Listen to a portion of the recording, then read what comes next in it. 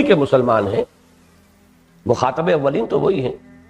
اگرچہ یہ صحیح ہے کہ ابو بکر اس کے مخاطب نہیں ہے، عمر مخاطب نہیں ہے، عثمان نہیں ہے، علی نہیں ہے، طلحہ نہیں ہے، زبیر نہیں ہے، لیکن کچھ لوگ تو تھے نا جن کے جوش جہاد میں کچھ کمی محسوس ہو رہی تھی، جن کے جذبہ انفاق کے اندر کچھ کمی کا احساس ہو رہا تھا، جس پر یہ ڈانٹ پلائی گئی۔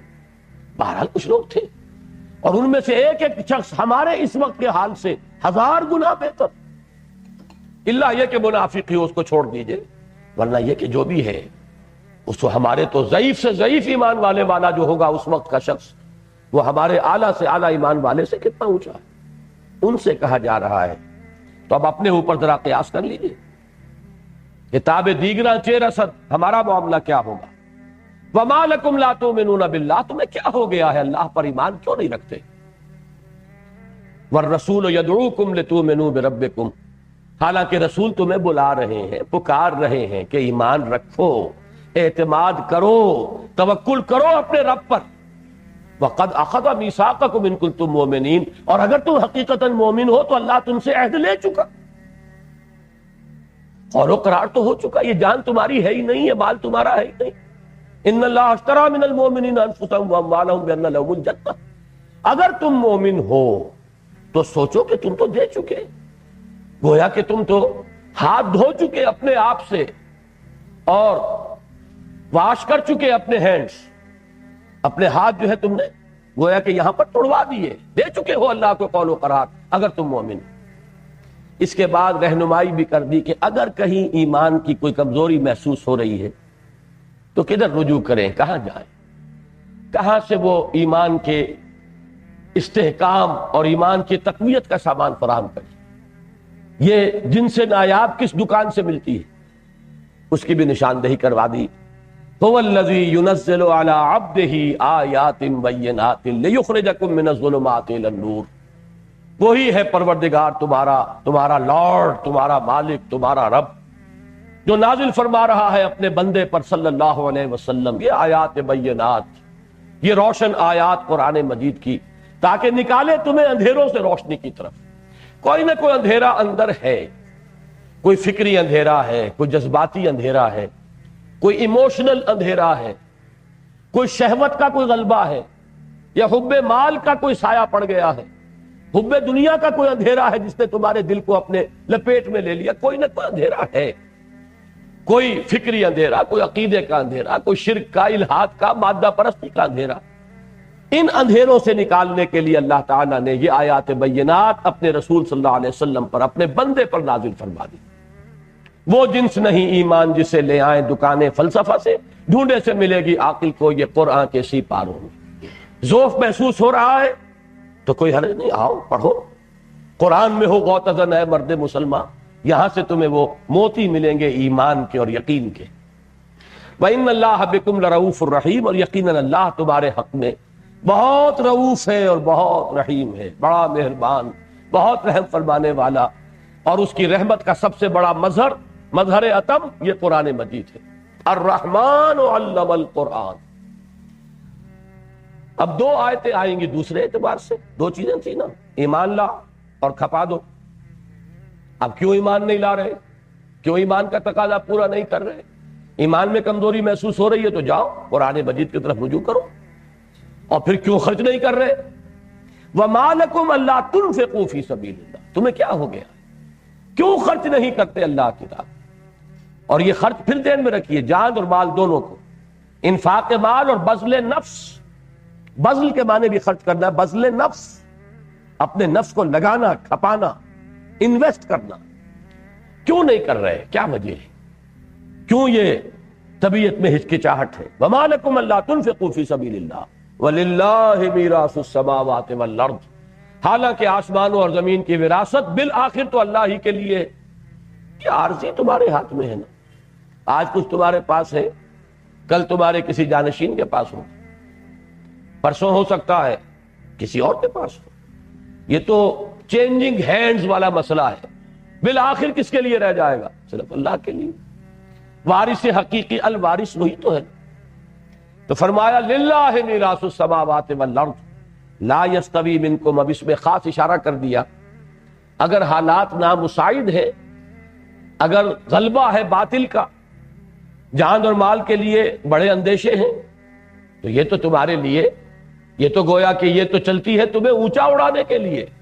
تندی باد مخالف سے نہ گھبرا ہے عقاب. یہ حالات تو ایسے کہ ان میں محنت کرو گے تو دوہرا اجر ملے گا اللہ کے. آسان حالات ہو، مساعد حالات ہو، موافق حالات ہو، تو تمہاری اس محنت کی قیمت کم رہ جائے گی. یہ تو گویا کہ اپنی اس نفس کی، اپنی ان قوتوں اور صلاحیتوں کی، اپنی اس جہاد اور جد و جہد کی میکسیمم قیمت اللہ سے لینے کا موقع تمہیں ملا ہے. اگر حالات جو ہیں وہ دین کی مغلوبیت کے، دین غالب ہو جائے، پھر بھی اس کے لیے جو بھی کوئی نیک کام کرے گا اللہ جو ہے اس کا حق نہیں مارے گا، لیکن پھر وہ قدر و قیمت تو نہیں رہے گی. ابھی سمجھیے مارکیٹ میں یہ ہے، مارکیٹ اونچی ہے اس وقت لو اپنی قیمت وصول کرو.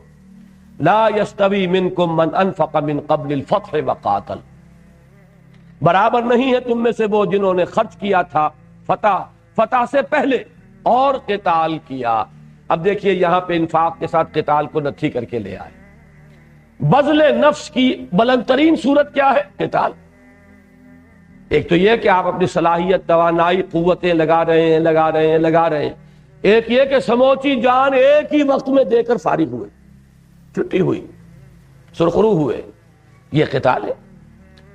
تو لا یستوی منکم، تم میں سے وہ برابر نہیں ہے جنہوں نے کہ فتح سے پہلے انفاق کیا تھا اور قتال کیا تھا. اولئک اعظم درجۃ من الذین انفقوا من بعد وقاتلوا، وہ بہت بلند ہیں، بہت بلند مرتبت ہیں درجے میں ان لوگوں سے جنہوں نے قتال کیا اور انفاق کیا بعد میں. وَكُلًّا وَعَدَ اللَّهُ الْحُسْنَى، ویسے اللہ کا سب سے وعدہ بہت عمدہ ہے. جس وقت میں کوئی کرے بہت اچھا اجر دے گا اللہ، خلوص سے کر رہا ہو، اخلاص سے کر رہا ہو. لیکن یہ کہ حالات کے فرق کی وجہ سے قیمتوں کا فرق جو ہے اور اجر و ثواب کا درجہ جو ہے وہ متفاوت ہو جائے گا. واللہ بما تعملون خبیر، اور جو کچھ تم کر رہے ہو اللہ اسے دیکھ رہا ہے. من ذا الذی یقرض اللہ قرضا حسنا فیضاعفہ لہ ولہ اجر کریم. یہ اب دوسری آیت آ گئی اسی مضمون پر. کون ہے تم میں سے، یہ بڑا چیلنجنگ انداز ہے، کون، مجھے تو غالب کا ہمیشہ وہ شعر یاد آ جاتا ہے کہ کون ہوتا ہے حریف میں مرد افغن عشق، ہے مقرر لب ساقی پہ سلام میرے بعد. اب کون ہے جو میدان میں آئے، کون ہے جو اللہ کو قرض حسنہ دینے کے لیے تیار ہو، جس میں اتنا بلبوتا ہو، اتنا اعتماد ہو اللہ پر، اتنا اللہ کا یقین ہو کہ وہ اس کو قرض حسنہ دے، اپنا مال اس کے لیے دے، کھپائے لگائے. من ذا الذی یقرض اللہ قرضا حسنا فیضاعفہ لہ، تو اللہ اس کو بڑھاتا رہے، دگنا کرے اس کے لیے. وَلَهُ أَجْرٌ کریم، اور اس کے لیے ہے بہت باعزت اجر. یوم تری المؤمنین والمؤمنات، اس اجر کریم کے ظاہر ہونے کا وقت کون سا ہوگا؟ یہ یوم جو ہے یہ منسوب ہے ظرفیت کی بنیاد پر. کب ملے گا یہ اجر؟ جب تم دیکھو گے اس دن، جس دن کے تم دیکھو گے مومن مردوں اور مومن عورتوں کو یسعی نورہم بین ایدیہم و بایمانہم، ان کا نور دوڑتا ہوا ہوگا ان کے سامنے اور داہنی طرف. یہ میدان حشر کا کوئی مرحلہ ہے جسے ہم پل صراط سے تعبیر کرتے ہیں، اور یہ نقشہ سورہ حدید میں بھی ہے، یہ نقشہ پھر سورہ تحریم میں بھی آتا ہے جو اس سلسلے کی آخری سورت ہے. مدنی سورتیں یہ 10 آئی ہیں، پہلی یہ ہے اور 10ویں ہے سورہ تحریم، اس میں بھی ہے. یوم لا یخزی اللہ النبی والذین آمنوا معہ نورہم یسعی بین ایدیہم و بایمانہم. اس کا جو بھی مطلب سمجھ میں آیا ہے وہ میں عرض کر رہا ہوں. ویسے تو یہ آیات متشابہات میں سے ہے، اس وقت کا نقشہ ہم اس وقت سمجھ نہیں سکتے، لیکن محسوس ہوتا ہے کہ یہ ایمان حقیقی جو ہے اس کا محل یہ قلب ہے.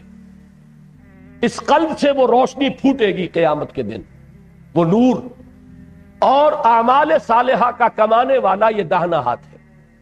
جو بھی نیک اعمال کمائے ہیں اس کی کوئی نیکی ہے جو ہمارے اندر جذب ہو رہی ہے، ہمارے باطن میں اس وقت وہ ظاہر نہیں ہو رہی، قیامت میں ظاہر ہو جائے. ایمان نور ہے، جیسا کہ ہم نے کل پڑھا اللہ نور السماوات والارض مثل نورہ کمشکاۃ فیہا مصباح. وہ نور ہے لیکن اس وقت وہ نور ظاہر نہیں ہو رہا. قیامت میں اس وقت اس مرحلے پر ایسا ہوگا کہ جن کے پاس وہ ایمان ہے ان کا نور آگے کی طرف، اور جو اعمال صالحہ ہیں ان کا نور داہنی طرف، آگے آگے. اور یہ پل صراط کا کوئی مرحلہ ہے جسے ہم پل صراط کہتے ہیں. جس پر سے گزارا جائے گا تمام ان لوگوں کو جو دنیا میں مسلمان شمار ہوتے تھے، جن میں گڑبڑ تھے، مومن صادق بھی اور منافق بھی ملے جلے تھے دنیا میں۔ یہاں اب چھلنی لگانی ہے کہ مومن صادق جو ہے وہ نکل جائے، اور جو وہ منافق ہیں ٹھوکریں کھا کر گرے اور جہنم کے اندر ان کا جو ہے وہ انجام۔ یہ نقشہ ہے جس دن کہ تم دیکھو گے مومن مردوں اور مومن عورتوں کو دوڑتا ہوا ہوگا ان کا نور ان کے آگے اور ان کے داہنی طرف۔ بشراکم الیوم جنات تجری من تحتہا الانہار، کہہ دیا جائے گا اس دن، بشارت دی جائے گی، کہا جائے گا آج تمہارے لیے بشارت ہے ان باغات کی جن کے دامن میں ندیاں بہتی ہیں، خالدین فیہا، اس میں تم ہمیشہ ہمیشہ رہو گے۔ ذالک ھو الفوز العظیم، یہی ہے بہت بڑی کامیابی۔ اب وہ جو چھلنی لگانی مقصود ہے اس کا دوسرا پہلو، آپ چھلنے لگاتے ہیں نا کہ 1 انچ اوپر کی بجری جو ہے وہ اوپر رہ جائے گی اور چھوٹی نیچے نکل جائے گی۔ یہ چھلنی ہے وہ پل صراط کی۔ جن کے پاس وہ ایمان کی اور اعمال صالحہ کی روشنی ہے وہ گپ اندھیرے میں راستہ دیکھتے ہوئے گزر جائیں، اور جن کے پاس نہیں، یہ ٹھوکریں کھاتے ہوئے گر کے رہ جائیں گے۔ البتہ پکاریں گے ذرا اپنے ان مسلمان اہل ایمان ساتھیوں کو جو دنیا میں تو ساتھ ہی تھے۔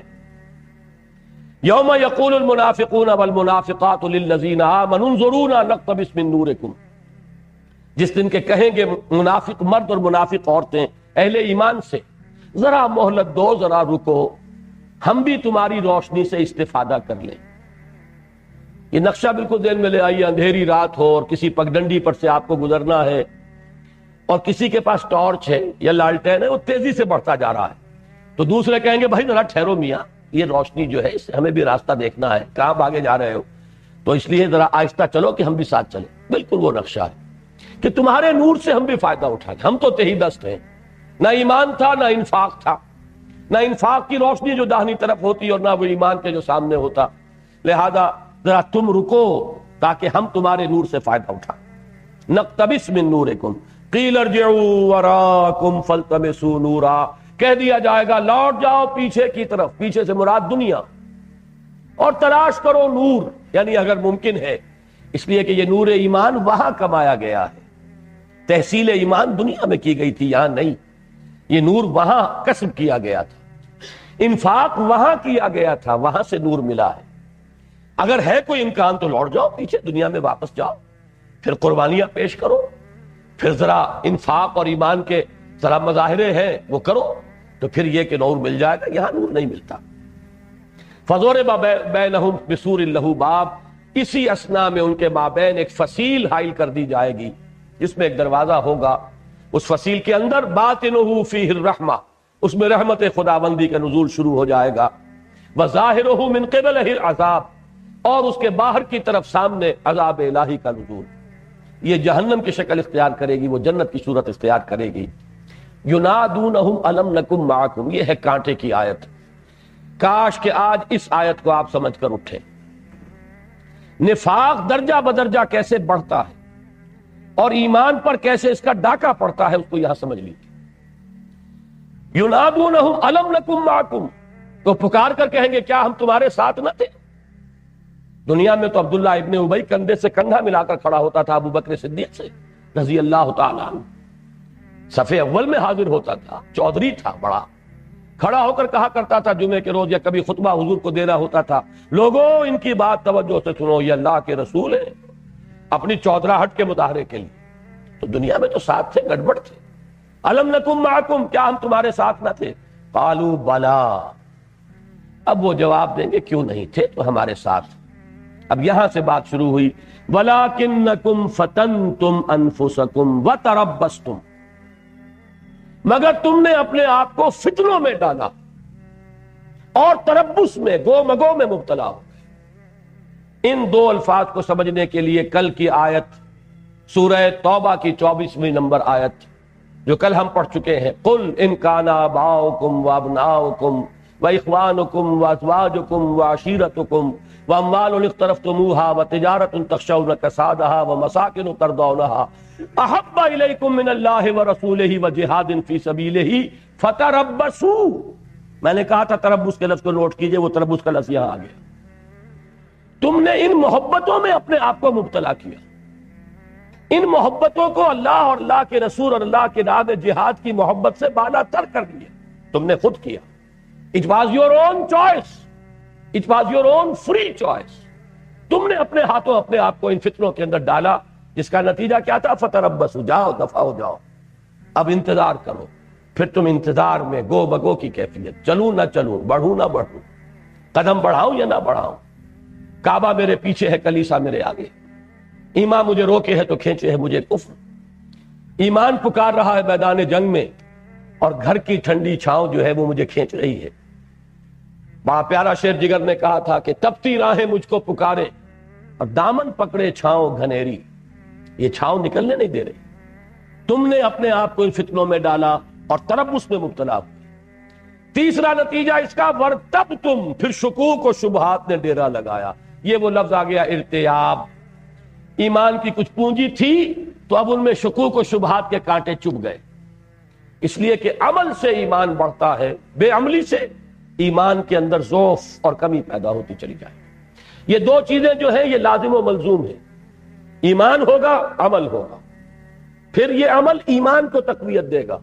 ایمان بڑھے گا پھر اور عمل ہوگا، وہ عمل مزید پھر مزید ایمان میں اضافہ کرے گا. یہ ایک سپائرل ہے. یہ سپائرل جو ہے یا تو جائے گا اوپر کی طرف، جیسے وہ زینے ہوتے ہیں چکر والے کہ ہر چکر کے ساتھ آپ اوپر جا رہے ہیں، ایمان بھی اور عمل بھی. اور یا پھر یہ وہ وشس سرکل بن جائے گا کہ عمل کی کمی ایمان پر ریفلیکٹ ہوگی، اس میں کمی آئے گی.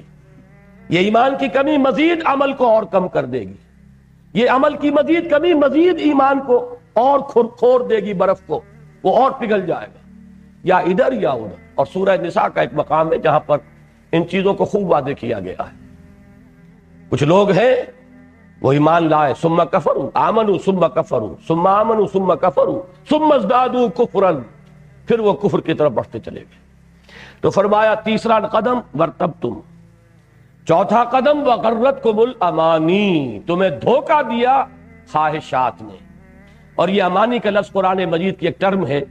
یہود اور نصارہ کا یہ قول نحن ابناء اللہ واحباؤہ لن تمسنا النار الا ایاما معدودہ، ہم تو اللہ کے چہیتے ہیں، لاڈلے ہیں، ہمیں کیا ڈر، اور ہمیں تو آگ چھو ہی نہیں سکتی، چھوئے گی بھی تو چند دن. جس کے بارے میں قرآن کہتا ہے تلک امانیہم قل ہاتوا برہانکم ان کنتم صادقین. یہ ان کی خوشنما آرزویں ہیں، وشفل تھنکنگ ہے، یہ امانی ہے. پھر انسان کو دھوکہ دیتا ہے امانی. اللہ بڑا نکتہ نواز ہے، اللہ بڑا ہی غفور ہے، بڑا رحیم ہے، بخشنے والا ہے، خطاؤں سے درگزر فرمانے والا ہے. اور یہ کہ بہرحال کچھ بھی ہے آخر کلمہ گو ہے، جو کچھ بھی ہے لیکن تیرے محبوب کی امت میں ہے. یہ امانی کہ اس کی وجہ سے بھی ہمارا کوئی کریڈٹ ہے، ہمیں ہمارا کوئی کلیم بنتا ہے. یہ چیزیں اور لوری دے دے کر تھپک تھپک کر سلاتی ہے کہ خواب سے بیدار ہوتا ہے ذرا محکوم، اگر پھر سلا دیتی ہے اس کو حکمراں کی ساحری. اور وہ بدبخت شیطان آخر میں آیا غرتکم الامانی حتی جاء امر اللہ وغرکم باللہ الغرور، اور تمہیں خوب دھوکہ دیا اللہ پر اس دھوکے باز نے. یہ غرور غین کی زبر کے ساتھ ہے، انتہائی دھوکے باز یعنی شیطان لعین. وہ لوری دے دے کر تھپک تھپک کر سلاتا ہے. پرواہ نہیں، تم حرام خوری کر رہے ہو تو کیا ہے، تم نے مسجد کو چندے بھی تو دے رکھے ہیں نا، تم نے یہ سب بلیک مارکیٹنگ سے کمایا تو کیا ہے، آخر داتا دربار پر چادریں بھی تو تمہاری چڑھائی ہوئی ہیں، کہاں چلی جائیں گی؟ ان میں سے ایک ایک جو ہے وہ تمہارے کام آنے والی ہے. تم نے فلاں نے کیا بھی تو کی ہوئی ہے، اس پر تکیہ ہے، اس پر بھروسہ ہے. اور پھر یہ کہ چلو کچھ بھی ہے، اللہ تو بڑا بخشنے والا ہے، اس کی رحمت کے امیدوار بنو. کچھ بھی ہو لیکن آخر کسی کی امتی ہو تو کیا اس کی شفاعت تمہیں نہیں مل جائے؟ یہ ہے وہ دغا باز کہ خواب سے بیدار ہوتا ہے ذرا محکوم، اگر پھر سلا دیتی ہے اس کو حکمراں کی ساحل. یہاں پر ایک لفظ اور آیا تھا بیچ میں حتی جاء امر اللہ. اس آیت میں بھی کیا تھا؟ فتربصوا حتی یاتی اللہ بامرہ واللہ لا یہدی القوم الفاسقین. اگر وہ 8 محبتیں تمہارے دل پر زیادہ قبضہ کر چکی ہے ان 3 محبتوں سے تو جاؤ دفع ہو جاؤ، انتظار کرو یہاں تک کہ اللہ اپنا فیصلہ سنا دے. اور اللہ ایسے فاسقوں کو ہدایت نہیں دیتا. اس آیت کی روشنی میں اس آیت کو سمجھیں گے تو یہ نفاق کے موضوع پر قرآن مجید کی عظیم ترین آیت ہے. یہ درجہ بدرجہ نفسیاتی طور پر یہ کس طرح انسان پستی میں گرتا ہے، کس طرح یہ پسپائی ہو رہی ہے، یہ اسپائرل بیکورڈ جو چل رہا ہے، اس میں کون کون سے مراحل آتے ہیں۔ اس کے بعد اس کا انجام کیا ہے؟ فَالْيَوْمَ لَا يُؤْخَذُ مِنْكُمْ فِدْيَةٌ، تو آج کے دن نہ تم سے کوئی فدیہ قبول کیا جائے گا، وَلَا مِنَ الَّذِينَ كَفَرُوا، اور نہ ان کافروں سے۔ یعنی دنیا میں تم مسلمانوں کے ساتھ، اہل ایمان کے ساتھ گڑبڑ تھے، اب یہاں چھلنی لگ گئی، اہل ایمان تو ہو گئے، اپنا نور لے کر گئے، اب تمہارا انجام ہوگا یہاں کافروں کے ساتھ۔ فَالْيَوْمَ لَا يُؤْخَذُ مِنْكُمْ فِدْيَةٌ وَلَا مِنَ الَّذِينَ كَفَرُوا مَأْوَاكُمُ النَّارُ، تم سب کا ٹھکانہ آگ ہے، ہِیَ مَوْلَاكُمْ۔ قرآن مجید میں کہیں کہیں طنز بھی ہے، وہ معلوم ہوتا ہے کہ طنز بھی ادب کی ایک صنف ہے، وہی تمہاری حمایتی ہے، مددگار ہے، غم خار ہے۔ اب اس آگ ہی سے کوئی دکھ درد کرنا ہو تو اسی سے کرو، کوئی اگر دل جوئی مطلوب ہے تو وہ بھی وہی کرے گی۔ ہی مولاکم، وہی تمہاری رفیق، دم ساز، حمایتی، پشت پناہ، مددگار، تمہارا درد بانٹنے والی اگر ہے تو یہی آگ ہے۔ وبئس المصیر، اور وہ بہت ہی برا ٹھکانہ ہے۔ اللہ تعالی ہمیں اس انجام سے بچائے۔ اللہم طہر قلوبنا من النفاق واعمالنا من الرياء والسنتنا من الكذب واعیننا من الخیانہ فإنك تعلم خائنة الأعین وما تخفی الصدور۔ اللہم نور قلوبنا بالایمان واشرح صدورنا للاسلام۔ اللہم انا نعوذ بک من الشک والشرک، اللہم انا نعوذ بک من الشک والشرک۔ اللہم حبب الینا الایمان وزینہ فی قلوبنا وکرہ الینا الکفر والفسوق والعصیان۔ اللہم وفقنا لما تحب وترضى، اللہم وفقنا ان نجاہد فی سبیلک باموالنا وانفسنا، اللہم وفقنا ان ننفق اموالنا ونبذل انفسنا لإقامت دینک وإعلاء کلمتک۔ اللہم ربنا تقبل منا انک انت السمیع العلیم وتب علینا انک انت التواب الرحیم، وصلی اللہ تعالی علی خیر خلقہ محمد وآلہ واصحابہ اجمعین برحمتک یا ارحم الراحمین۔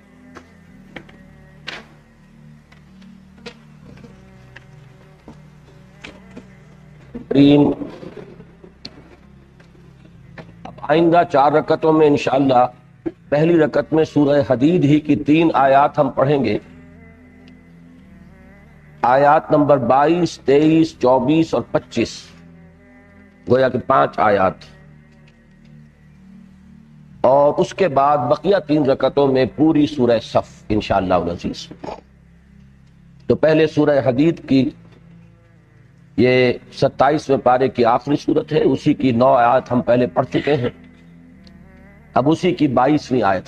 اعوذ باللہ من الشیطان الرجیم، بسم اللہ الرحمن الرحیم۔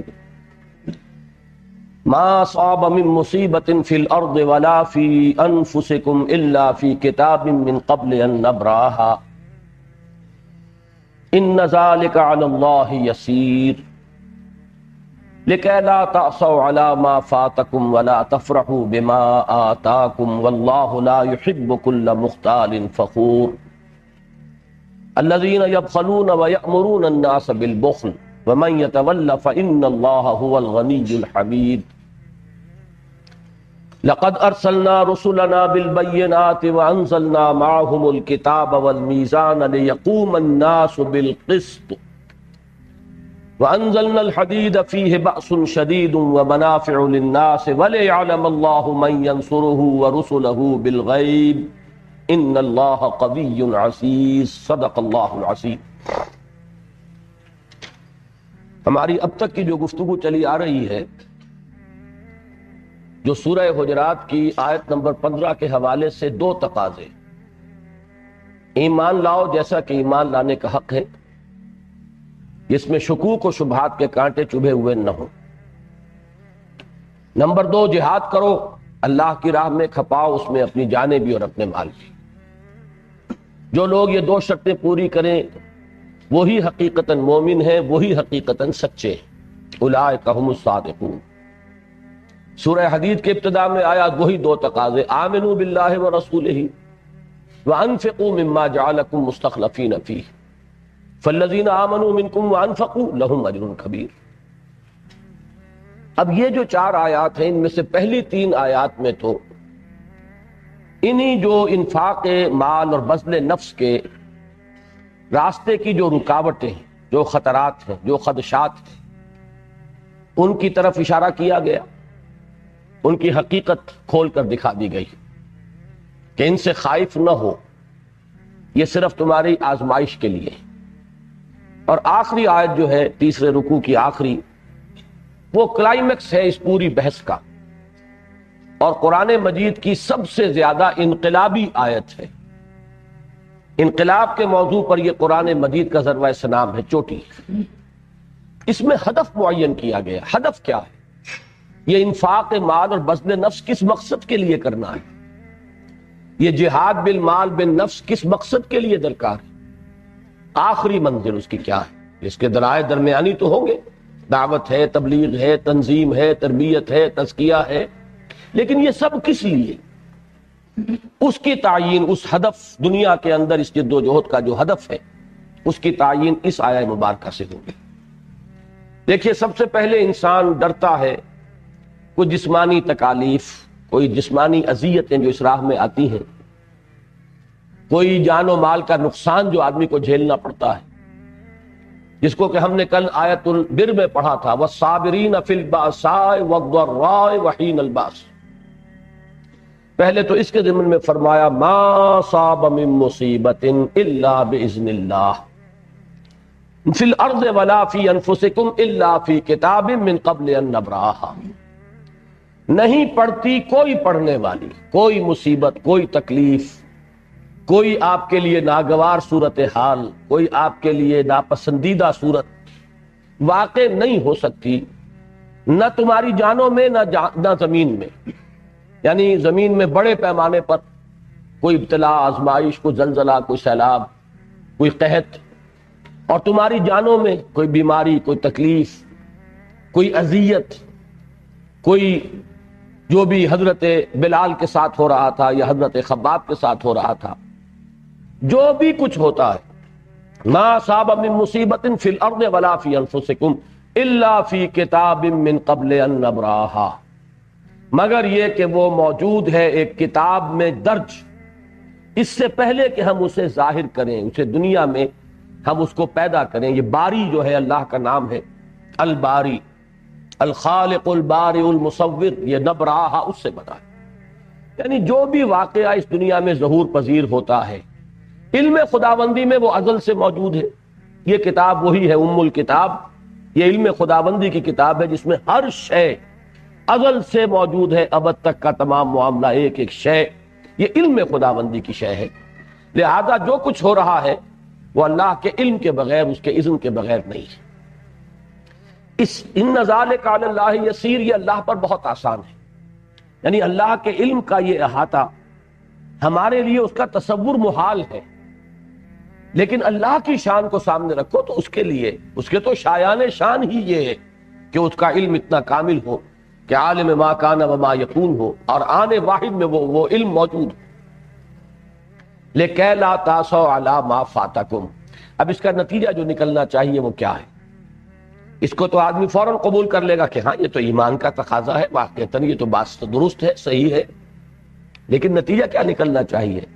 تاکہ تم افسوس نہ کیا کرو اس پر جو تم سے چھوٹ جائے، جاتا رہے، فوت ہو جائے، موقع ہاتھ سے نکل گیا، کوئی اور شے آپ کے ہاتھ سے جاتی رہی، کوئی عزیز فوت ہو گیا، کوئی آپ کا مال جو ہے جاتا رہا، اس کا نقصان ہو گیا۔ مہاجرین کو بیٹھے ہوئے خبریں آتی تھی مدینے کے اندر کہ آج ہمارے گھر بار لوٹ لیے گئے، وہ سارے گھر کا سامان جو ہے وہ اس کو جمع کر کے اور اس کو اب راس المال بنایا گیا اس قافلے کے لیے جو ابو سفیان لے کر جا رہے تھے، اور جسی کے سلسلے میں پھر غزوہ بدر واقع ہوا ہے۔ خبریں سن رہے، میری دنیا لٹ رہی تھی اور میں خاموش تھا۔ یہ سب در حقیقت نتیجہ کس کا ہے؟ کہ جو کچھ ہو رہا ہے میرے رب کے اذن کے بغیر تو نہیں ہو رہا، اور اگر یہ میرے رب کی طرف سے ہے تو ہر چے ساقی ما ریخت عین الطاف است، نہ شود نصیب دشمن کے شود ہلاک تیغت، سرے دوستا سلامت کے تو خنجر آزمائی۔ جب میرے رب کی طرف سے ہے تو سرے تسلیم خم۔ لِكَيْ لَا تَأْسَوْا عَلَىٰ مَا فَاتَكُمْ وَلَا تَفْرَحُوا بِمَا آتَاكُمْ، اور جو اللہ تمہیں دے دے اس پر اطراء نہ کرو، اس لیے کہ جیسا کہ سورۃ الفجر میں حافظ صاحب نے بھی ترجمے کے دوران وضاحت کی تھی، یہ دونوں حالتیں امتحان کی ہیں، ابتلا کی ہیں، آزمائش کی ہیں۔ اگر کچھ دیا ہے تو یہ عزت نہیں ہے، یہ بھی ایک امتحان ہے۔ وہاں بھی جس نے کہا کہ ربی اکرمن، اس نے دھوکہ کھایا۔ کہیں تنگی آ گئی، تکلیف آ گئی تو یہ ذلت نہیں ہے۔ جس نے کہا ربی اہانن، اس نے دھوکہ کھایا۔ یہ دونوں صورتیں ابتلا کی ہیں، آزمائش کی ہیں، تمہیں جانچا جا رہا ہے، پرکھا جا رہا ہے۔ لِكَيْ لَا تَأْسَوْا عَلَىٰ مَا فَاتَكُمْ وَلَا تَفْرَحُوا بِمَا آتَاكُمْ وَاللَّهُ لَا يُحِبُّ كُلَّ مُخْتَالٍ فَخُورٍ، اور اللہ کو بالکل پسند نہیں ہے وہ لوگ کہ جو شیخی خورے، اترانے والے، فخر کرنے والے ہیں۔ اب یہ جو ذہنیت ہے، جو شیخی بھگارنے والی ذہنیت، اترانے والے مال دنیا پر، ظاہر ہے وہ مال کو سینت کر رکھیں گے۔ جب وہی ان کے لیے بنیاد ہے عزت کی، تو اس کو وہ خرچ نہیں کریں گے، اس کو جمع کریں گے۔ لہذا اگلی آیت میں نتیجہ بیان کر دیا، الذین یبخلون ویامرون الناس بالبخل، جو لوگ کہ خود بخل سے کام لیتے ہیں اور لوگوں کو بھی بخل ہی کا مشورہ دیتے ہیں۔ جیسے کل سورہ عنکبوت میں آیا تھا، اتبعوا سبیلنا ولنحمل خطایاکم، تم خام خواہ جو ہے دیوانے ہو گئے ہو، فینیٹک ہو گئے ہو، تمہیں اپنے مستقبل کا کوئی خیال نہیں ہے، اپنے بچوں کی کوئی فکر نہیں ہے، اپنے کیریئر کا کوئی خیال نہیں رہا ہے، تم نے ہمتن اپنے آپ کو جو ہے اس کے اندر جھونک دیا، اس جد و جہد کے اندر۔ تو یہ ساری چیزیں جو ہے بہت ہی ناصحانہ انداز میں، یامرون الناس بالبخل، بھائی سب کچھ لگا نہیں دینا چاہیے، کچھ سنبھال کے بھی رکھنا چاہیے، کچھ آڑے وقت کے لیے بھی ضرورت ہوتی ہے۔ وَمَن يَتَوَلَّ فَإِنَّ اللَّهَ هُوَ الْغَنِيُّ الْحَمِيدُ، اور جو پیٹھ موڑ لے گا، کیونکہ اللہ تو کہتا ہے خرچ کرو، یہ کہتے ہیں رکھو، اسی سے تو عزت ہے۔ چار پیسے ہوں گے تو تمہاری دنیا میں عزت ہوگی، چار پیسے ہوں گے، مال اسباب نظر آئے گا تو تمہاری بیٹیوں کے رشتے آئیں گے، ورنہ کون تمہاری بیٹیوں کو پوچھے گا؟ جب تک یہ شان و شوکت نہیں ہوگی، یہ ساز و سامان اپنے گھروں میں نہیں رکھو گے، جو آئیں کو دیکھ بھال کرنے والے انہیں نظر آئے یہاں پر رونق، تبھی تو کوئی تمہاری بچیوں کو پوچھے گا، ورنہ کون پوچھے گا؟ یہ ہے ایک طرف تو اللہ کا مطالبہ، لگاؤ، کھپاؤ، خرچ کرو، مت رکھو اپنے پاس، لگا دو، قل العفو، جو بھی ضرورت سے زائد ہے صرف کر دو۔ اور ایک یہ ہے کہ نہیں، روکو، اسی میں عزت ہے، اسی میں دنیا کے لیے ہمارے تمام تقاضے جو ہیں ان کے صحیح طور پہ پورا ہونے کا امکان ہے۔ فرمایا جب اللہ کے راستے سے، اللہ کی پکار سے کان بہرے کر لیے، پیٹھ موڑ لی، اور دنیا والوں کی یا نفس کی یہ بات مان لی، تو فرمایا وَمَن يَتَوَلَّ فَإِنَّ اللَّهَ هُوَ الْغَنِيُّ الْحَمِيدُ، جو پیٹھ موڑ لے تو اللہ تو غنی اور حمید ہے ہی، اسے کسی کی احتیاج نہیں۔ اب وہ آیت آ گئی جو میرے نزدیک اس کا کلائمیکس ہے۔ اس آیت کے ایک لفظ کو سمجھیے، لَقَدْ أَرْسَلْنَا رُسُلَنَا بِالْبَيِّنَاتِ، ہم نے ہی بھیجا اپنے رسولوں کو بینات کے ساتھ۔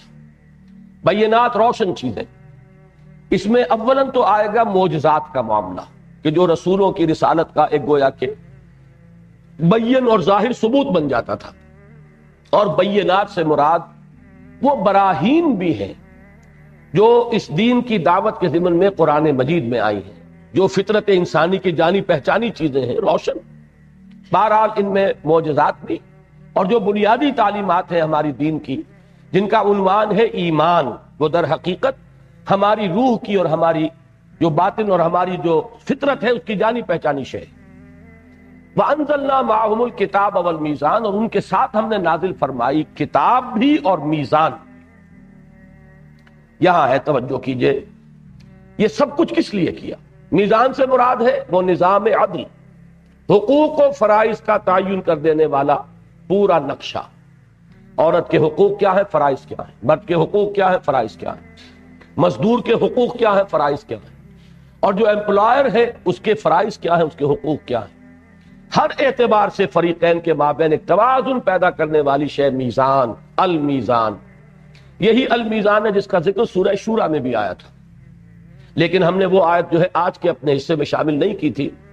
اللہ الذی انزل الکتاب بالحق والمیزان، اللہ ہے وہ ہستی کہ جس نے نازل فرمائی ہے کتاب بھی حق کے ساتھ اور میزان بھی۔ یہ کتاب اور میزان بریکٹ ہو کر قرآن مجید میں انہی دو صورتوں میں آئی ہیں، سورہ شورا اور یہ سورہ حدید۔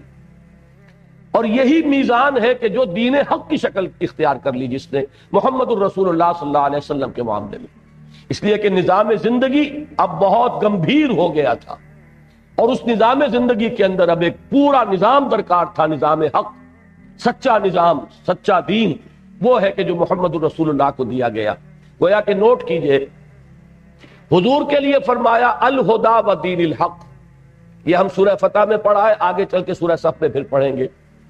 یہاں فرمایا بینات، کتاب اور میزان، تین چیزیں، وہاں دو چیزیں فرمائی، هو الذی ارسل رسولہ بالہدا و دین الحق، یہاں فرمایا ہم نے بھیجا اپنے رسولوں کو بالبینات، نمبر ایک، اور نمبر دو وانزلنا معهم الکتاب، نمبر دو، والمیزان، نمبر تین۔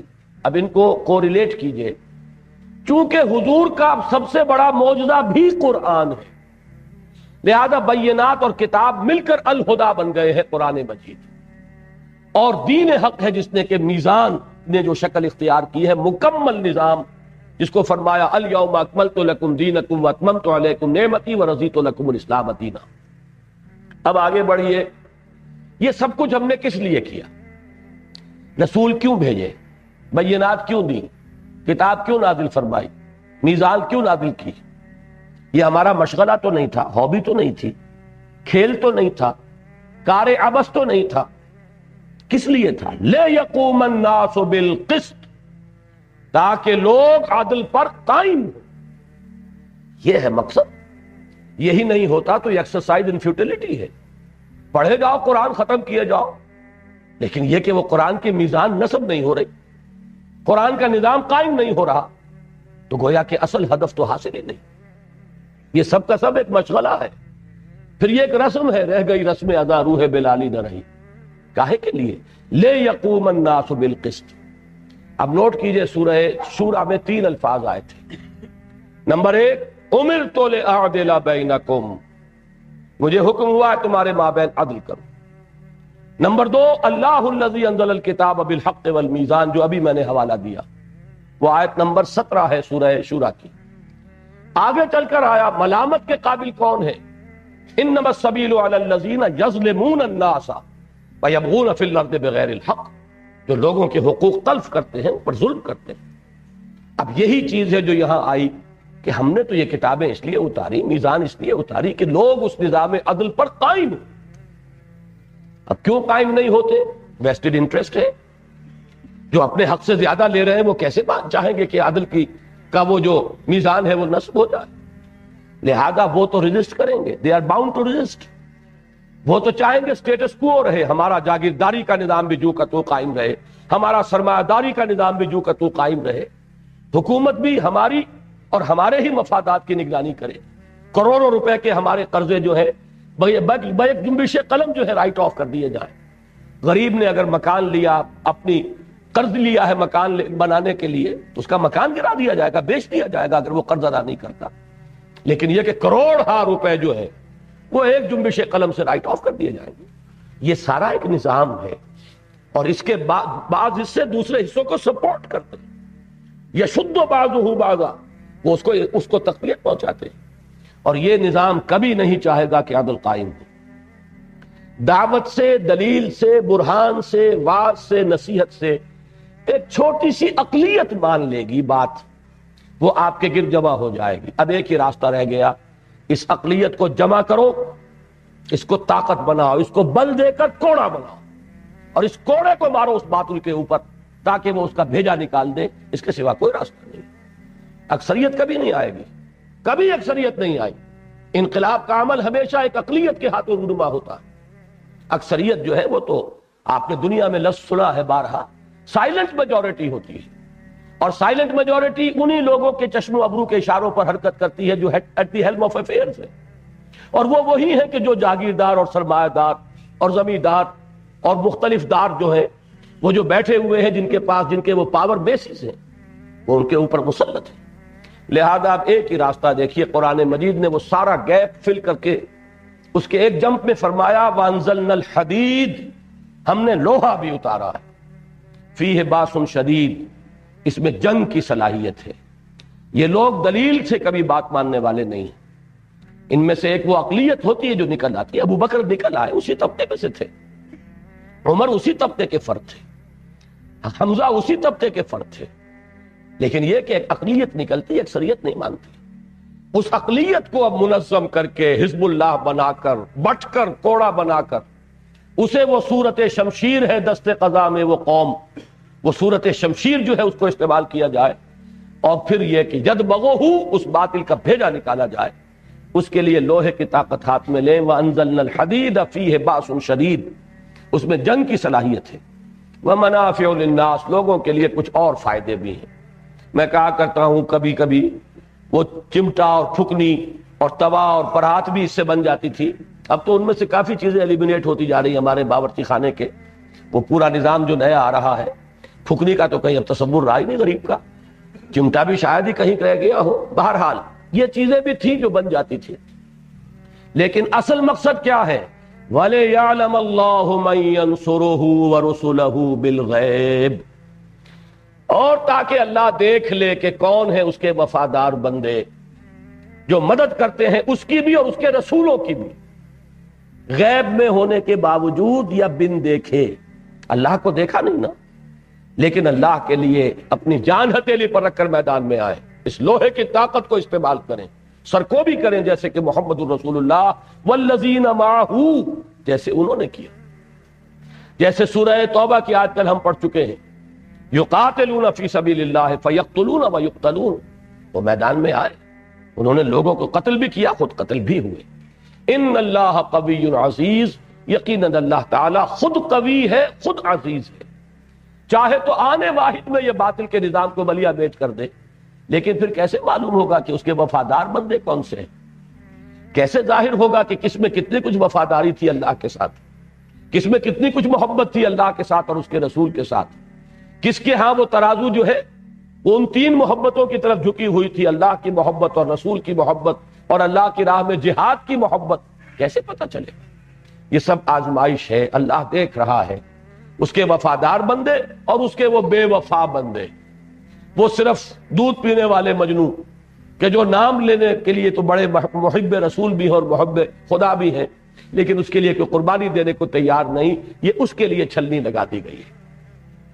اب آئیے سورہ صف. سورہ صف کے بارے میں یہ بات جان لیجئے کہ یہ در حقیقت اسی ایک آیہ مبارکہ کی شرح ہے. یہ آیت نمبر 25 جو سورہ حدید کی ہے اس کی شرح ہے. یہی وجہ ہے کہ یہ آیت بھی ختم ہوگی نصرت خدا اور نصرت رسول کے ذکر پر. کون ہے میرا مددگار اللہ کی راہ میں، بنو اللہ کے مددگار. جیسے یہ آیت ختم ہوئی تھی وَلِيَعْلَمَ اللَّهُ مَن يَنصُرُهُ وَرُسُلَهُ بِالْغَيْبِ، اللہ دیکھنا چاہتا ہے کون ہے اس کے وہ بندے جو لوہے کی طاقت کو ہاتھ میں لے کر اس کی اور اس کے رسولوں کی مدد کے لیے میدان میں آ جاتے ہیں. یہاں پر بھی وہی بات نظر آئے گی، اور وہ آیت اس کی مرکزی آیت ہے. وہ تو چونکہ تمام رسولوں کے لیے بات آئی، لَقَدْ أَرْسَلْنَا رُسُلَنَا بِالْبَيِّنَاتِ وَأَنزَلْنَا مَعَهُمُ الْكِتَابَ وَالْمِيزَانَ لِيَقُومَ النَّاسُ بِالْقِسْطِ. حضور کے لیے یہ آیت جو ہے یہی مضمون اس صورت میں ہے، هُوَ الَّذِي أَرْسَلَ رَسُولَهُ بِالْهُدَى وَدِينِ الْحَقِّ لِيُظْهِرَهُ عَلَى الدِّينِ كُلِّهِ. اب سورہ صف کو پڑھ لیجئے، ذرا جلدی سے چلنا ہوگا ہمیں. پہلی 4 آیات تمہیدی ہیں، وہی ڈانٹ ڈپٹ کا انداز، جیسے کہ سورہ حدید میں تھا تمہیں کیا ہو گیا ہے، کیوں اللہ پر یقین نہیں رکھتے، تمہیں کیا ہو گیا اللہ کی راہ میں کیوں خرچ نہیں کرتے. وہی انداز یہاں ہے. سبح للہ ما فی السماوات و ما فی الارض، تسبیح کرتی ہے اللہ کی ہر وہ شے جو آسمانوں میں ہے اور ہر وہ شے جو زمین میں ہے. وہو العزیز الحکیم، اور وہ زبردست ہے کمال حکمت والا. یا ایھا الذین آمنوا لم تقولون ما لا تفعلون، اہل ایمان، اے ایمان کے دعوے داروں کیوں کہتے ہو جو کرتے نہیں. کبر مقتا عند اللہ ان تقولوا ما لا تفعلون، بہت بڑی شے ہے اللہ کے نزدیک بیزاری کی کہ تم کہو جو کچھ کے کرتے نہیں. اور چوتھی آیت میں بات کھول کے رکھ دی جو میں نے کہا تھا کہ جو اس کوچے میں قدم رکھے سنبھل کر رکھے، سوچ سمجھ کر رکھے. جس کو ہو جانو دل عزیز اس کی گلی میں جائے کیوں، وہ بیٹھے کہیں اپنے پاس. یہاں آنا ہے تو جان لو ان اللہ یحب الذین یقاتلون فی سبیلہ صفا کانہم بنیان مرصوص. اللہ کو تو محبت اپنے ان بندوں سے ہے جو جنگ کرتے ہیں اس کی راہ میں. اب یہاں جہاد نہیں، قتال کا لفظ آ گیا. جہاد تو وسیع اصطلاح ہے، دعوت و تبلیغ میں بھی محنت صرف ہو رہی ہے تو جہاد ہے، تصنیف و تالیف میں ہو رہی ہے تو جہاد ہے، قلم سے جہاد، زبان سے جہاد، اپنے نفس سے جہاد، یہ سب جہاد ہے۔ قتال معین لفظ ہے، یہاں لفظ قتال آیا ہے۔ اللہ کو تو محبت اپنے ان بندوں سے ہے جو اس کی راہ میں جنگ کرتے ہیں صف باندھ کر، گویا کہ سیسا پلائی ہوئی دیوار ہیں، یہ محاورہ ہے۔ باقی صحیح ترجمہ وہی ہے کہ جو کیا تھا حافظ صاحب نے، ایسی عمارت جو جس کے اجزاء بڑے پیوست ہوں، جڑے ہوئے ہوں، کہیں رخنا نہ ہو، کہیں دراز نظر نہ آ رہی ہو، کوئی دراڑ نہ ہو، وہ عبارت بنیان مرصوص۔ لیکن یہ کہ اس کا محاورہ جو ہے جیسے سیسا پلائی ہوئی دیوار، صفیں جو باندھی جائیں گی تو در حقیقت وہ دیوار سے زیادہ مشابہت پیدا ہوتی ہے۔ اس کے بعد کی 4 آیات میں تاریخ بنی اسرائیل کے 3 ادوار کا ذکر ہے کہ مسلمانوں تم سے پہلے یہ تھے اس مقام پر جس پر آج تم آئے ہو۔ یہ بنی اسرائیل، یہ تھے اللہ کے نمائندے، اللہ کی کتابوں کے حامل، نبوت ان کے ہاں رہی، رسالت ان کے ہاں رہی۔ انہوں نے جب قول و عمل میں تضاد روا رکھا اور ایمان کے تقاضوں کو ادا نہ کیا تو اللہ نے راندہ درگاہ کر دیا۔ اب انہیں ہٹا کر اللہ نے تمہیں یہ منصب عطا فرمایا۔ پہلا دور حضرت موسیٰ کے ساتھ ان کا طرز عمل، وَإِذْ قَالَ مُوسَىٰ لِقَوْمِهِ يَا قَوْمِ لِمَ تُؤْذُونَنِي وَقَدْ تَعْلَمُونَ أَنِّي رَسُولُ اللَّهِ إِلَيْكُمْ۔ اور یاد کرو جب کہ کہا تھا موسیٰ نے اپنی قوم سے، اے میری قوم کے لوگوں کیوں مجھے تکلیف دے رہے ہو، درا حال ہے کہ تم جانتے ہو کہ میں اللہ کا رسول ہوں تمہاری طرف۔ فَلَمَّا زَاغُوا أَزَاغَ اللَّهُ قُلُوبَهُمْ، جب وہ ٹیڑھے ہو گئے تو اللہ نے ان کے دلوں کو بھی ٹیڑھا کر دیا۔ وَاللَّهُ لَا يَهْدِي الْقَوْمَ الْفَاسِقِينَ، اللہ ایسے فاسقوں کو زبردستی ہدایت نہیں دیتا۔ دوسرا دور وَإِذْ قَالَ عِيسَى ابْنُ مَرْيَمَ يَا بَنِي إِسْرَائِيل، اور یاد کرو جب کہ کہا عیسیٰ ابن مریم نے، 1300 برس کا فصل ہے اس میں موسیٰ اور عیسیٰ کے درمیان علیہ الصلوۃ والسلام۔ 1300 برس کے بعد پھر آخری رسول آ رہے ہیں امت بنی اسرائیل کے۔ اب جو آخری رسول بعد میں آئے ہیں وہ تو ہے پورے تمام سلسلہ نبوت و رسالت کے خاتم، لیکن یہ کہ سلسلہ بنی اسرائیل کے انبیاء کی آخری کڑی حضرت عیسیٰ۔ اور یاد کرو جب کہ کہا تھا عیسیٰ ابن مریم نے، اے بنی اسرائیل میں اللہ کا رسول ہوں تمہاری طرف، تصدیق کرتے ہوئے آیا ہوں اس کی جو میرے سامنے موجود ہے تورات میں سے، مصدقا لما بین یدی من التوراۃ ومبشرا برسول یاتی من بعد اسمہ احمد، اور بشارت دیتے ہوئے آیا ہوں ایک رسول کی جو میرے بعد آنے والے ہیں صلی اللہ علیہ وسلم، جن کا نام نامی ہے احمد مجتبی صلی اللہ علیہ وسلم۔ فلما جاءہم بالبینات قالوا ھذا سحر مبین، جب وہ آئے ان کے پاس واضح تعلیمات بلکہ واضح معجزوں کے ساتھ، اس سے بڑے معجزے تو اور کسی رسول کو ملے ہی نہیں، وہ تو صرف حضور کو ملا ہے بڑا معجزہ، لیکن یہ معجزہ مانوی ہے، حسی نہیں ہے، آنکھوں سے دیکھا جانے والا نہیں ہے، یہ تو دل کی آنکھ سے دیکھو، اس کو ذہن سے سمجھو، لیکن دل کی یہ سر کی آنکھوں سے دیکھنے والے معجزات میں عظیم ترین وہ تھے جو حضرت عیسیٰ کو دیے گئے۔ لیکن قوم کا رد عمل کیا تھا؟ علماء بنی اسرائیل نے کہا یہ جادو ہے، اور جادو جو ہے وہ کفر ہے، لہذا یہ شخص مرتد ہے، واجب القتل ہے، اسے سولی دے دی جائے۔ ایک مسلمان قوم کا ضمیر اتنا بگڑ جاتا ہے، یا خمیر اتنا بگڑ جاتا ہے۔ اب اس کے بعد تیسرا دور ہے محمد الرسول اللہ صلی اللہ علیہ وسلم۔ اب وہی ہے کہ جن کے بارے میں حضور کو تو یہ خیال تھا غالباً کہ یہ تو فوراً تصدیق کر دیں گے، یہ تو سب چیزوں سے واقف ہیں، قرآن مجید ان کی تصدیق کرتے ہوئے آ رہا ہے، موسیٰ کی، عیسیٰ کی، ابراہیم کی، یوسف کی، اسحاق کی اور یعقوب کی، سب کی تصدیق، ہارون کی، سب کا ذکر۔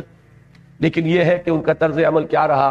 وَمَنْ أَظْلَمُ مِمَّنِ افْتَرَىٰ عَلَى اللَّهِ الْكَذِبَ وَهُوَ يُدْعَىٰ إِلَى الْإِسْلَامِ، اس شخص سے بڑھ کر ظالم اور کون ہوگا جو اللہ پر جھوٹ گھڑے، تہمت باندھے اور اس کو ڈرا لے کہ اسے بلایا جا رہا ہو اسلام کی طرف۔ محمد الرسول اللہ دعوت دے رہے ہیں اسلام کی طرف۔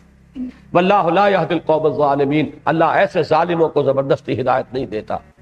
ان کا طرز عمل اب کیا تھا؟ یریدون لیطفئوا نور اللہ بافواہہم، وہ چاہتے ہیں کہ اللہ کے نور کو اپنی منہ کی پھونکوں سے بجھا دیں۔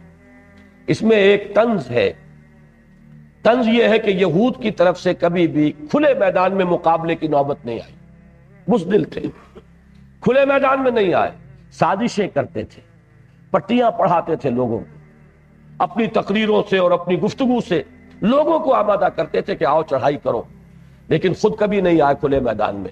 یہ گویا کہ ان پر طنز کیا جا رہا ہے کہ یہ صرف منہ کے جھاگ اس سے چاہ رہے ہیں، یہ منہ کے پھاگ سے چاہتے ہیں کہ یہ نور خدا بندی کو بجھا دیں، ان میں اتنی جرت نہیں ہے کہ میدان میں آئے۔ یہ سورہ حشر میں بڑے کھول کر بیان کیا گیا ہے کہ یہ کبھی بھی مقابلہ نہیں کر سکیں گے مسلمانوں تمہارا، الا فی قرى محصنۃ او من وراء جدر، کہیں فصیلوں کے پیچھے اور قلعہ بند ہو کر، تو شاید جیسے عورتوں بھی پتھراؤ کر دیتی ہیں چھتوں کے اوپر چڑھ کر، اس سے زائد کبھی میدان میں آ کے مقابلہ نہیں کر سکے۔ یہیں سے لیا ہے علامہ اقبال نے، مولانا ظفر علی خان نے اپنے اس شعر کا جو آئیڈیا ہے کہ نور خدا ہے کفر کی حرکت پہ خندہ زن، پھونکوں سے یہ چراغ بجھایا نہ جائے گا، یریدون لیطفئوا نور اللہ بافواہہم واللہ متم نورہ ولو کرہ الکافرون، اللہ تو اپنے نور کا اتمام فرما کر رہے گا چاہے کافروں کو کتنا ہی ناپسند۔ بلکہ وہ شعر بھی میں آپ کو سنا دوں جو چوتھی آیت تھی کہ ان اللہ یحب الذین یقاتلون فی سبیلہ، علامہ اقبال نے وہ اسلوب لیا ہے اپنے اس شعر میں کہ محبت مجھے ان جوانوں سے ہے ستاروں پہ جو ڈالتے ہیں کمند، اللہ کو محبت ان سے ہے جو اس کی راہ میں جنگ کرتے ہیں صفے باندھ کر، گویا کہ سیسا پلائی ہوئی دیوار ہے۔ اب اس کے بعد وہ آیت آ گئی جو اس سورت کی مرکزی آیت ہے، واللہ متم نورہ ولو کرہ الکافرون، اللہ تعالیٰ تو اپنے نور کا اتمام فرما کر رہے گا چاہے یہ کافروں کو کتنا ہی ناپسند ہو۔ اب وہ آیت آئی، هو الذی ارسل رسولہ بالہدی ودین الحق لیظہرہ علی الدین کلہ، وہی ہے اللہ جس نے بھیجا اپنے رسول صلی اللہ علیہ وسلم کو الہدی اور دین حق دے کر۔ میں پھر توجہ دلا رہا ہوں، سورہ حدید کی وہ آیت اور سورہ صف کی یہ آیت، اور یہ آیت پہلے آ چکی ہے سورہ فتح میں بھی اور سورہ توبہ میں بھی، کو ریلیٹ کر لیجیے۔ وہاں تین چیزیں تھی، بینات معجزے، کتاب اور میزان، یہاں دو رہ گئیں۔ بینات جمع کتاب یہ قرآن ہے الہدی، یہی معجزہ ہے حضور کا صلی اللہ علیہ وسلم، اور نمبر دو المیزان نے دین حق کی شکل اختیار کی ہے، اب وہ کامل نظام بن گیا ہے، ہر ہمہ جہتی پہلو اس کے اندر جو ہے وہ شامل ہو گئے۔ کس لیے بھیجا؟ لیظہرہ علی الدین کلہ، تاکہ غالب کریں اسے کل کے کل نظام پر، کل کے کل دین پر، کل کے کل نظام زندگی پر، ولو کرہ المشرکون، چاہے یہ مشرکوں کو کتنا ہی ناگوار ہو۔ اب اس کے لیے پکار، اب تک تو بات آئی تھی نا، کلمہ خبریہ آیا تھا، مومن تو صرف وہ ہے جو ایمان رکھیں یقین والا، شکوک و شبہات والا نہیں، اور جہاد کریں اللہ کی راہ میں، اپنے جان اور مال کھپائیں۔ اب یہاں پر وہ آ رہا ہے ایک دعوت اور ایک پکار اور للکار کے انداز میں، یا ایھا الذین آمنوا هل ادلکم علی تجارۃ تنجیکم من عذاب علیم، اہل ایمان کیا تمہاری رہنمائی کی جائے، کیا میں تمہاری رہنمائی کروں ایک ایسی تجارت کی طرف جو تمہیں عذاب علیم سے چھٹکارا دلا دے۔ جہنم سے چھٹکارا پانا چاہتے ہو تو ایک کاروبار کرنا پڑے گا، جس طرح کاروبار میں چھوٹا ہو یا بڑا ہو محنت بھی صرف ہوتی ہے اور پیسہ بھی لگتا ہے۔ اگر سرمایہ کم ہے محنت زیادہ ہو جائے گی، آپ ایک ٹوکری لے کر پھلوں کی اور پھریں گے سارا دن، 40-50 روپے شام تک لے آئیں گے بچوں کے لیے، سرمایہ کم تھا محنت زیادہ ہے۔ سرمایہ بڑھے گا ریڑھی لگ جائے گی، اب محنت کم ہو گئی، بوجھ اب گردن پر نہیں ہے، اور سرمایہ بڑھے گا کھوکھا لگ جائے گا، اور سرمایہ بڑھے گا بڑی شاندار دکان ہوگی، اور سرمایہ بڑھے گا امپورٹ ایکسپورٹ کا دھندا ہوگا۔ لیکن یہ کہ یہ دو چیزیں ہمیشہ، سرمایہ اور محنت، وہی سرمایہ اور محنت لگاؤ گے اللہ کے دین کے لیے تو جہنم سے چھٹکارا ملے گا۔ تجارت تو وہ بھی ہے، تجارت یہ بھی ہے۔ یہاں کی تجارت میں تمہیں کچھ منفعت چاہیے، اور اس تجارت کا فائدہ یہ ہے کہ جہنم سے چھٹکارا پا جاؤ گے۔ هل ادلکم علی تجارۃ تنجیکم من عذاب علیم تؤمنون باللہ ورسولہ، ایمان پختہ رکھو اللہ پر اور اس کے رسول پر، وتجاہدون فی سبیل اللہ باموالکم وانفسکم، اور جہاد کرو اللہ کی راہ میں اپنی جانوں کے ساتھ، اپنے اموال کے ساتھ، ذالکم خیر لکم ان کنتم تعلمون، یہی تمہارے لیے بہتر ہے اگر تم سمجھو۔ وہ بہتری کیا ہے؟ اب اس کی وضاحت آ رہی ہے، یغفر لکم ذنوبکم، تمہاری خطاؤں سے درگزر فرمائے گا، وَيُدْخِلْكُمْ جَنَّاتٍ تَجْرِي مِن تَحْتِهَا الْأَنْهَارُ، ان باغات میں تمہیں داخل کرے گا جن کے نیچے نہریں بہتی ہوں گی، وَمَسَاكِنَ طَيِّبَةً فِي جَنَّاتِ عَدْنٍ، ریزیڈینشل گارڈنز میں بڑے عمدہ ریزیڈنسز فراہم کرے گا، بہت عمدہ مسکن، بہت اعلیٰ محل عطا فرمائے گا، اور وہ بھی باغات کے اندر ہوں گے، باغیچوں کے اندر ہوں گے۔ ان تین چیزوں کو آگے فل سٹاپ لگایا، ذالک الفوز العظیم، یہی ہے اصل بڑی کامیابی۔ البتہ اس بریکٹ کے باہر ایک شے اور ہے، وہ اخرى، ایک اور شے بھی تحبونہا جو تمہیں بہت پسند ہے. اس میں بھی ایک تعریض ہے. اللہ کو اس فتح وطا سے کوئی دلچسپی نہیں ہے. اللہ کو تو تمہیں آزمانا ہے. تم نے اپنا سب کچھ لگا دیا, تم کامیاب ہو گئے, چاہے وہ انقلاب آئے نہ آئے, چاہے وہ دین قائم ہو نہ ہو, تم کامیاب ہو جاؤ گے اگر تم نے اپنا سب کچھ اس میں کھپا دیا. یہ ہے کامیابی اصل. اور اصل کامیابی بندہ مومن کے لیے در حقیقت آخرت کی کامیابی ہے. دنیا میں نصرت آئے, فتح آئے, یہ اضافی شے ہے, یہ گویا کہ ایک ثانوی شے ہے. اخرى تحبونہا, دوسری چیز جو تمہیں پسند ہے وہ کیا ہے؟ نصر من اللہ و فتح قریب. اب یہ ظاہر بات ہے کسی خاص وقت پر یہ بشارت دی جا رہی ہے کہ اب اللہ کی طرف سے مدد اور فتح جو ہے قریب ہے, بالکل آیا چاہتی ہے, تمہاری قدم بوسی کرے گی فتح. اور اس کے بارے میں جہاں تک سیرت کے مطالعے سے مجھ پر منکشف ہوا وہ یہ ہے کہ یہ غزوہ احزاب کے بعد ہے. غزوہ احزاب میں مسلمانوں نے ثبوت دے دیا اپنی صداقت کا, اپنے ایمان صادق کا, اپنی ثابت قدمی کا. اس کے بعد حضور نے فرما دیا تھا صلی اللہ علیہ وسلم, اور میرے نزدیک وہ اس حکم کا امتثال امر ہے, وَبَشِّرِ الْمُؤْمِنِينَ, اے نبی اب بشارت دے دیجئے اہل ایمان کو. وہ بشارت اس وقت حضور نے ان الفاظ میں دی غزوہ احزاب کے فوراً بعد, لن تغزوکم قریش بعد عامکم ھذا. اے مسلمانوں اب ٹیبلز ٹرن ہو چکی, اب قریش میں جرت نہیں ہے کہ وہ تم پر حملہ آور ہو اس سال کے بعد. انیشیٹو ان کے ہاتھ سے نکل گیا. وَلَكِنَّكُمْ تَغْزُونَهُمْ, بلکہ اب تم ان کی طرف جو ہے رخ کرو گے, پیش قدمی کرو گے. چنانچہ اگلے ہی سال آپ نے وہ سفر کیا عمرے کے لیے, اور جس کے نتیجے میں صلح حدیبیہ ہو گئی, اِنَّا فَتَحْنَا لَكَ فَتْحًا مُبِينًا والی بات ہو گئی. تو در حقیقت وہ شرح ہے اس آیت کی. اب وہ آخری آیت آ گئی جس میں بڑی گہری مشابہت ہو جاتی ہے اس سورہ حدید کی آیت نمبر 25 کا جو ابتدائی حصہ ہے. وہ تو هو الذی ارسل رسولہ بالہدی ودین الحق لیظہرہ علی الدین کلہ میں آ گیا. اور جو آخری حصہ ہے, یا ایھا الذین آمنوا کونوا انصار اللہ, اہل ایمان اللہ کے مددگار بنو. وہاں کیا تھا؟ وَلِيَعْلَمَ اللَّهُ مَن يَنصُرُهُ وَرُسُلَهُ بِالْغَیبِ. اللہ دیکھنا چاہتا ہے کہ کون ہے اس کے وفادار بندے جو غیب میں ہونے کے باوجود اللہ کی اور اس کے رسولوں کی مدد کرتے ہیں. فرمایا یا ایھا الذین آمنوا کونوا انصار اللہ, اہل ایمان اللہ کے مددگار بنو. کما قال عیسی ابن مریم للحواریین, جیسے کہا تھا ایک وقت میں عیسیٰ ابن مریم نے اپنے حواریین سے, من انصاری الی اللہ, کون ہے میرا مددگار اللہ کی طرف. تو نصرت کی دو نسبتیں ہو گئی, اللہ کی مدد اس لیے کہ دین اللہ کا ہے, غلبہ اس کا ہے, اس کی حکومت قائم کرنی, حکومت الہیہ قائم کرنی, اس کا نظام ہے جس کو برپا کرنا ہے. اور رسول کی نصرت اس لیے کہ فرض منصبی رسول کا ہے. اصلا رسول بھیجے گئے الہدی اور دین حق لے کر تاکہ اسے غالب کرے. تو گویا کہ نصرت دو ہو گئی, رسول کی نصرت اور اللہ کی نصرت. قال الحواریون نحن انصار اللہ, کہا تھا حواریین نے ہم ہیں اللہ کے مددگار. نتیجہ کیا نکلا؟ فآمنت طائفۃ من بنی اسرائیل وکفرت طائفہ. بنی اسرائیل دو حصوں میں منقسم ہو گئے, ایک حصہ ایمان لایا, ایک نے کفر کیا. ابتدا میں ایمان لانے والا حصہ بہت قلیل, قدر قلیل, کہتے 72 افراد کل تھے, جن میں سے 12 وہ حواریین تھے جو ہر وقت ان کے ساتھ رہتے تھے. ان میں سے ان کی اپنی روایت کے مطابق ایک وہ تھا جس نے کہ غداری کی اور خبر پہنچائی اور گرفتار کروایا حضرت مسیح کو. اگرچہ انجیل برنباس سے جو معلوم ہوتا ہے وہ یہ ہے کہ اسی کی شکل بدل دی گئی تھی, وہ گرفتار ہوا ہے. اصل میں حضرت مسیح کو تو اللہ تعالیٰ نے اس باغ کے اندر, اس کمرے کے اندر ہی سے سیدھا اٹھا لیا ہے آسمان پر, اور وہ آئیں گے بنفس نفیس نازل ہوں گے, وہ ایک علیحدہ مسئلہ ہے.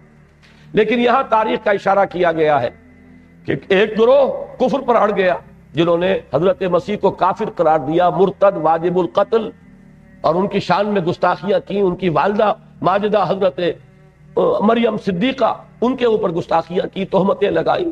اور ایک وہ تھے جو ایمان لائے. لیکن تاریخ کی حقیقت یہ ہے کہ جیسے جیسے وقت گزرا یہود مغلوب ہوتے چلے گئے اور عیسیٰ کے نام لیوا غالب آتے چلے گئے, تاکہ آج بھی اگر یہود کا وجود دنیا میں کچھ ہے تو عیسائیوں کے رحم و کرم کی وجہ سے, ان کی سپورٹ کی وجہ سے. ورنہ یہ ہے کہ اسرائیل جیسی مملکت جو ہے ایک دن کے لیے قائم نہیں رہ سکتی، چاہے وہ اپنے سارے ایٹم بم بھی استعمال کر لیں۔ میں دعوے سے کہتا ہوں کہ امریکہ کی سپورٹ ختم ہو جائے تو چند دنوں کے اندر ٹکا بوٹی ہو جائے گی ایک یہودی کی، لیکن یہ ہے کہ بہرحال جب تک امریکہ نے پروٹیکشن دی ہوئی ہے تو الا بحبل من اللہ وحبل من الناس، یہ سورہ آل عمران میں الفاظ موجود ہیں، یہ اس کی گویا کہ شرح ہے۔ بہرحال فرمایا فَأَيَّدْنَا الَّذِينَ